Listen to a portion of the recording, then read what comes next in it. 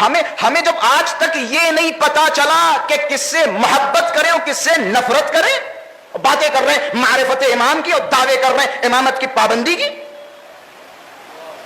ہم آج تک اسی میں مشکوک ہیں کہ فلاں صاحب پہ وہ فلاں صاحب دشمن علی تھے یا نہیں تھے، فلاں صاحب ایسے تھے یا نہیں تھے، انہی بحثوں میں پڑے ہوئے. یہ امام کی معرفت ہے. 8ویں امام کے دور میں ایک آدمی آیا، جب امام رضا نے دیکھے امامت کو سمجھنا ہر کسی کے بس کی بات نہیں ہے، امامت کو سمجھنا، ولایت کو سمجھنا، امامت کے عہدے کو سمجھنا. ایک صاحب امام رضا کے پاس آئے اور بڑی بدتمیزی کے ساتھ امام رضا سے کہہ رہے ہیں مولا آپ نے مامون کی ولی عہدی کو قبول کر لیا؟ ارے بدتمیز، احمق، بے شعور، ذرا یہ تو دیکھو تم کس کے پاس جا رہے ہو، کس سے سوال کر رہے ہو؟ تم امام سے زیادہ جانتے ہو کہ مولا آپ نے مامون کی ولی عہدی کو قبول کر لیا؟ مولا نے کہا سب سے پہلی بات میں نے ولی عہدی مانگی نہیں تھی، مامون نے زبردستی مجھے ولی عہدی دی. دوسری بات قرآن مجید کی طرف اگر جاؤ تو جناب یوسف حاکم مصر سے کہہ رہے ہیں کہ مجھے امین بنا دو زمین کے خزانوں پر. یہ کون؟ ایک کافر بادشاہ سے جناب یوسف خود سوال کر رہے ہیں. یہ تو مولانا نے استدلال کیا اپنی بات کا. پھر دیکھیں یہ غربت سے امام رضا ہے. پھر امام رضا نے فرمایا سر جھکائے.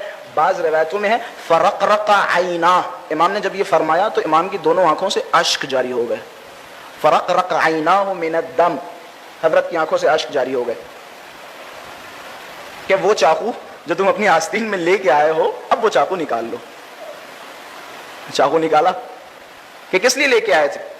کہ یہ چاقو میں زہر میں بجھا کے لایا تھا اور میں نے سوچا یہ تھا کیسے جملوں کو بیان کروں کہ اگر امام رضا نے جواب صحیح دیا تو خیر، اور اگر صحیح جواب نہیں دیا تو یہ چاقو مار دوں گا. بے وقوف انسان، کس دنیا میں رہ رہے ہو؟ ابھی تمہیں یہی نہیں پتا چلا امامت صرف صحیح ہے، غلط کا تصور ہی نہیں ہے. تصور ہی نہیں ہے.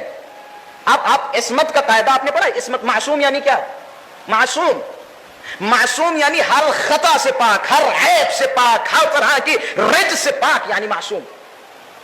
امام حسن مجتبی نے جب ایک ملعون کے ساتھ صلح کی، مجبوری میں کی امام حسن مجتبی نے جہاں تک ہو سکا امام نے قیام کی تیاریاں کی. اگر آپ وہ جناب مختار کے وہ قصات و واقعات دیکھیں تو انشاءاللہ تصویر واضح و روشن ہو جائے گی. امام نے حد الامکان کوشش کی لڑنے کی، لیکن جب آخر میں دیکھا کہ کوئی ساتھ دینے والا نہیں ہے، پھر مولا نے آخر کار وہ کچھ شرط و شروط کے ساتھ ایک صلح کر لی. بس میں آخری منزل کی طرف ہوں.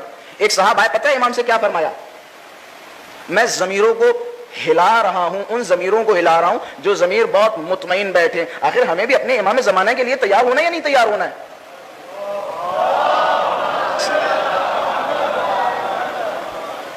اس دور میں بھی ایک امام ہے، خدا نہ کرے اس امام کے ساتھ بھی ایسے اتفاقات ہوں، ہم عبرت حاصل کریں، سبق لیں، درس لیں ان واقعات سے.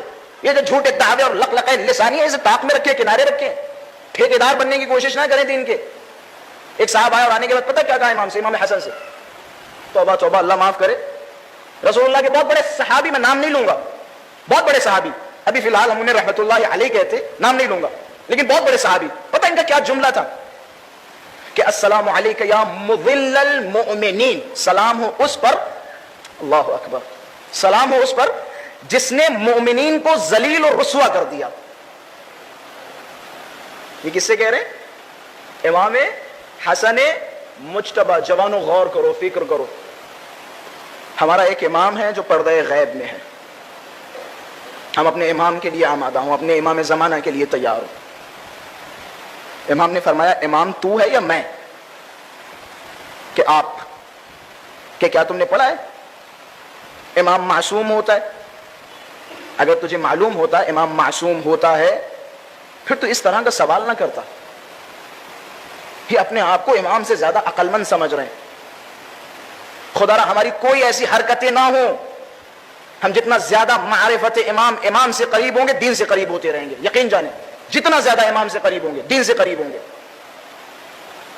ہماری مجلسیں سب سے بڑا ہماری مجلسوں کا فرض ہے، سب سے بڑا فریضہ ہماری مجلسوں کا کہ امامت ہماری مضبوط ہو، اصول دین ہمارے مضبوط ہو.